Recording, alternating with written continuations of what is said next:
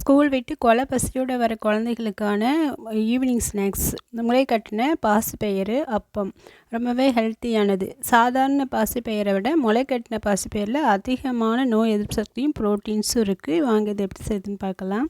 முதல்ல 1 கப் இட்லி அரிசி 1/4 கப் உளுந்து ஊற வச்சு எடுத்துக்கோங்க. ஒரு 4 to 5 மணி நேரம் நல்லா ஊறினதும் மிக்ஸி ஜாரில் சேர்த்துட்டு நல்லா அரைச்சி எடுத்துக்கோங்க. இட்லி மாவு பதத்துக்கு அரைச்சிட்டு கொஞ்சமாக உப்பு கலந்து விட்டு வச்சுருங்க. அவ்வளோதான்.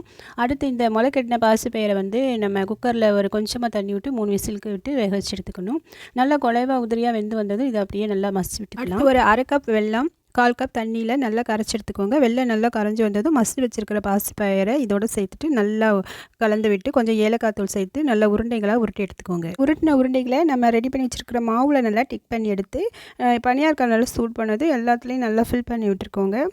அப்புறமா நல்லா கோல்டன் கலரில் வெந்து வந்ததும் மிளகாய் லைட்டாக நெய் கலந்து அப்படியே எடுத்து பிளேட்டில் போட்டு கொடுத்தீங்கன்னா ஒன்று கூட மிச்சம் வைக்காமல் அழகாக சாப்பிட்ருவாங்க. சீக்கிர நேரத்தில் பிஸ்கட் கேக்கை கொடுக்கறத தவிர்த்துட்டு இந்த மாதிரி செஞ்சு கொடுக்கும்போது குழந்தைங்க ரொம்ப ஹெல்த்தியாக வளருவாங்க.